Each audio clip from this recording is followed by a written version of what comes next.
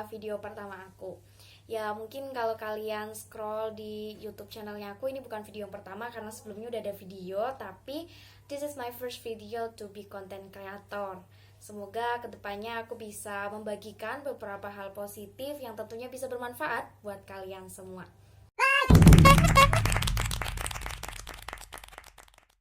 Nah, ada pepatah nih, tak kenal maka tak sayang. Maka sebelumnya aku mau kenalin diri aku sendiri dulu. Nama aku Nilna Ulaniswa, bisa dipanggil Nilna. Aku adalah mahasiswa berprestasi 2 Fakultas Ilmu Pendidikan Universitas Negeri Semarang. Aku dari jurusan bimbingan dan konseling. Nah, pada kesempatan yang pertama ini, aku bakal share mengenai mahasiswa berprestasi seperti perkenalan aku di awal tadi. Ya mungkin di next video aku bakal share tentang bimbingan dan konseling atau hal-hal yang lainnya lagi. Nah, di video pertama ini aku mau bahas tentang mahasiswa berprestasi. Ya mungkin kalian tahu tentang mahasiswa berprestasi itu yang memiliki IPK tinggi, aktif organisasi, atau mungkin sering mengikuti kegiatan-kegiatan pengabdian, penelitian bersama dosen. Ya mungkin itu definisi mahasiswa berprestasi menurut kalian atau menurut kita orang awam yang nggak tahu kayak gitu ya. Tapi teman-teman, definisi mahasiswa berprestasi itu sangat luas, bisa dimaknai dari berbagai sisi, mulai dari mahasiswa yang kuliah sambil berdagang, atau mungkin sambil menjalankan bisnis, atau mungkin aktif organisasi tapi juga menang kompetisi atau yang lainnya. Definisinya itu sangat luas. Maka dari itu di sini aku bakal bahas mengenai mahasiswa berprestasi dari definisi Pilmapres yang diselenggarakan oleh Puspernas. Jadi Pilmapres itu adalah pemilihan mahasiswa berprestasi yang diadakan oleh Pusat Prestasi Nasional di bawah naungannya Kemendikbudristek. Nah, di sini aku bakal bahas definisi mahasiswa berprestasi dari kegiatan itu, teman-teman. Nah, dari kegiatan itu definisi mahasiswa berprestasi itu betul seperti apa yang sudah disebutkan tadi, mulai dari IPK tinggi, menang berbagai kompetisi, atau mungkin juara, mendapatkan kejuaraan, kemudian bisa dari aktif berorganisasi, kemudian dari mengikuti berbagai kegiatan positif volunteer, pengabdian, kemudian penelitian bersama para dosen, aktif mengikuti kegiatan penelitian atau research dan sebagainya. Ya itu benar, tapi ada tambahannya, yaitu diantaranya seperti bisa memahami kemampuan untuk berkomunikasi secara personal maupun interpersonalnya itu bagus gitu ya, dari bahasa Indonesia ataupun bahasa Inggris. Kemudian yang terpenting adalah berperilaku yang positif, sopan, dan tentunya berjiwa Pancasilais atau memiliki nasionalisme yang tinggi. Karena seperti yang digaungkan dalam dunia pendidikan sekarang itu, pelajar Pancasila atau biasanya dengan profil pelajar Pancasila. Nah, untuk menjadi mahasiswa berprestasi, tentunya kita juga harus memiliki profil itu. Seperti itu, mungkin itu definisinya dulu mengenai dari Pilmapres sebelum kita bahas lebih lanjut gitu ya. Jadi buat kalian yang mungkin akan menjadi mahasiswa ataupun sudah menjadi mahasiswa, bisa banget mengikuti Pilmapres ini, karena Pilmapres ini juga diadakan 2 jenjang ya. Jadi ada dari program diploma dan juga dari program sarjana. Nah, itu program diploma biasanya yang sekolah vokasi ataupun dari politeknik, yang sarjana itu ya yang lulusannya sarjana 1 kayak strata 1. Tapi kalau untuk S2, S3 belum tahu informasi lebih lanjutnya sih, karena aku juga kan masih S1 ya guys, jadi masih cari-cari tahu infonya tentang Pilmapres di S1 especially. Nah, sebelum kita makin ngalor ngidul bahas mengenai Pilmapres ini, aku tuh bakal bahas dulu mengenai keuntungan apa sih yang mungkin sudah aku peroleh atau yang bakal aku peroleh di kedepannya ini.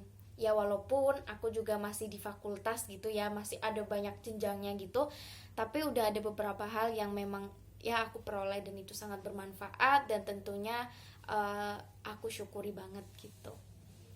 Sebelum bahas keuntungan dulu, ada beberapa tahapannya nih teman-teman. Jadi pertama itu seleksi jurusan, berikutnya nanti seleksi fakultas, berikutnya itu nanti seleksi universitas. Nah, habis dari universitas itu nggak langsung ke nasional, tapi ada seleksi wilayah dulu. Nah, nanti setelah seleksi wilayah, ada seleksi nasional awal, baru deh yang terakhir adalah seleksi final nasional kayak gitu. Itu baru menjadi mahasiswa berprestasi nasionalnya.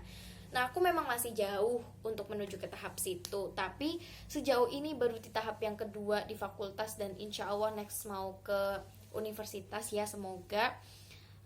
Itu aja, baru di tahap itu aja udah banyak banget manfaat, keuntungan-keuntungan yang bisa aku dapetin, yang bisa aku syukurin, dan yang aku bisa share ke kalian semua. Yang pertama itu, ya aku memulai untuk membuat konten.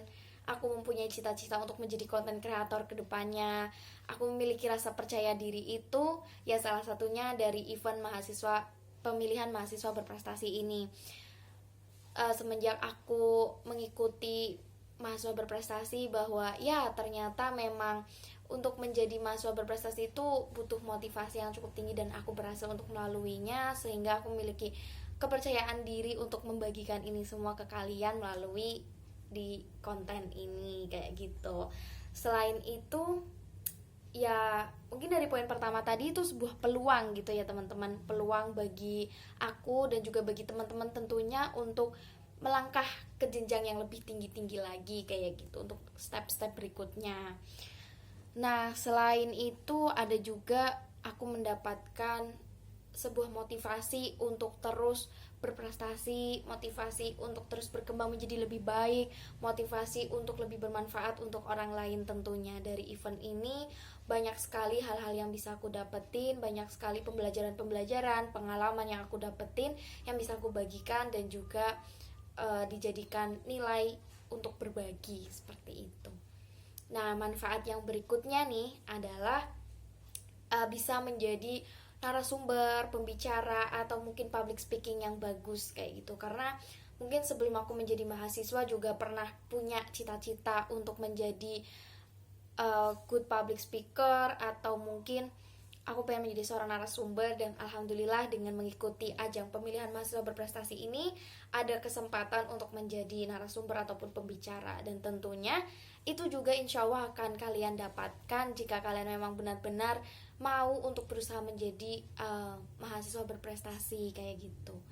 Selain itu nggak cuma itu sih, sebenarnya ada lagi keuntungannya. Mungkin dari keuntungan materi ada kali ya, dari walaupun mungkin masih sedikit dan belum sebanyak yang tingkat nasional, tapi itu sudah lebih dari cukup dan sudah sangat aku syukuri banget sih itu dari itu. Kemudian yang berikutnya, manfaat berikutnya adalah aku menjadi pribadi yang mungkin lebih penasaran, mungkin lebih pengen untuk memperluas wawasan lagi, karena ya kita sudah ada di tahapan ini, aku sudah ada di tahapan ini, masa nggak mau untuk mengimprove skill terus menerus kayak gitu. Itu motivasi itu ada, dan menurutku itu sangat bagus untuk kedepannya, karena ya di depan nanti bakal banyak sekali tantangan-tantangan. Kalau kita sudah memiliki motivasi untuk terus berkembang, untuk tidak takut mencoba hal baru, ya itu lebih baik untuk kedepannya. Ya mungkin di video pertama ini aku share mengenai keuntungan menjadi mahasiswa berprestasi terlebih dahulu, dan singkatlah tentang seleksi Pelmapres di nasional itu kayak gimana. Harapannya semoga teman-teman bisa termotivasi untuk menjadi mahasiswa berprestasi juga, karena berprestasi itu gak cuman untuk diri sendiri, tapi bisa dibagikan kepada orang lain kayak gitu, oleh kita untuk orang lain, dan juga akan balik untuk kita sendiri juga nantinya. Seperti itu. Nah, dan satu poin lagi, menjadi mahasiswa berprestasi itu juga bagian dari dakwah, karena gak cuman untuk kita tapi juga buat orang lain. So, niatkan ini, jika kalian ingin menjadi mahasiswa berprestasi, niatkan ini semua karena Allah, dan juga setting goals kalian. Tentukan tujuan kalian ketika menjadi mahasiswa berprestasi itu untuk apa. Semoga banyak hal yang bisa kalian dapatkan, banyak insight, pemahaman, dan lain sebagainya, relasi, dan lain sebagainya yang bisa kita semua dapatkan ketika menjadi mahasiswa berprestasi. Mungkin itu saja yang bisa disampaikan di vlog pertama ini. Kok vlog sih? Konten kali ya. Ya mungkin di konten pertamanya tentang pemilihan mahasiswa berprestasi. Semoga bisa bermanfaat dan bisa memotivasi kalian untuk terus berkembang dan menjadi mahasiswa berprestasi. See you guys. Bye.